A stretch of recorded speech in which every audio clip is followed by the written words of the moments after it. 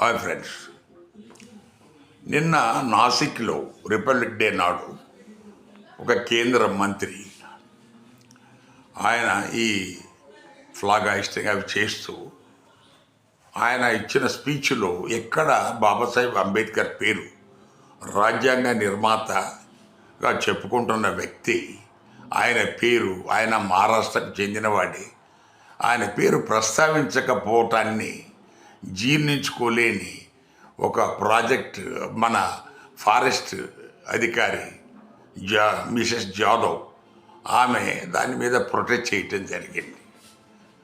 ఇది అది ఎలాంటి ఉద్దేశం లేదు అని వాళ్ళ తర్వాత చెప్తారు, అదంతా కవరప్ చేసుకుంటారు. బట్ రాజ్యాంగ రచనలో ప్రధాన పాత్ర వహించిన బాబాసాహెబ్ అంబేద్కర్ పేరు ప్రస్తావన లేకుండా రాజ్యాంగ ఆమోదన మనకు రాజ్యాంగ అమలు దినోత్సవం అంటే రిపబ్లిక్ డే అంటే రాజ్యాంగ అమలు దినోత్సవం. రాజ్యాంగ అమలు దినోత్సవాన్ని రాజ్యాంగం ఎవరు రాశారు దాన్ని వాళ్ళని కనీసం గుర్తు చేసుకోకుండా ఎంత ఆయన దళితుడైనా అంత చిన్న చూప అనేది ఆమె బాధ. మరి ఆమె మీద ప్రభుత్వము మనకి తర్వాత మనకి ఏదో కుంటి సాకులు చెప్పి ఆమెకి ఇబ్బందులు పెట్టే అవకాశాలు పరిస్థితులు ఎక్కువ ఉంటాయి. మన దేశంలో జరుగుతున్నది అదే.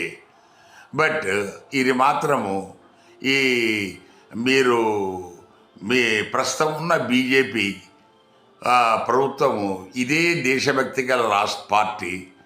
సో తగ్గిన వాళ్ళంతా దేశద్రోహులు. సో అర్బన్ నక్సలైట్స్ అంటే అర్బన్ నక్సలైట్స్ అనేది కొత్త పదము వీళ్ళు కనిపెట్టారు. వీళ్ళకు దాని మీద గిన్నీస్ రికార్డు ఇవ్వాల్సి వస్తుంది. సో ఇది జరుగుతూ ఉంది. సో అందువల్ల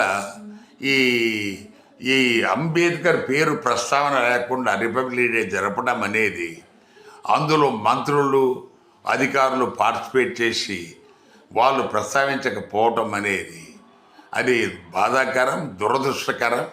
అలాంటి వాటి మీద చర్యలు కూడా తీసుకుంటే బాగుంటుంది అనేది ఈ వీడియో ద్వారా విజ్ఞప్తి. Thank you.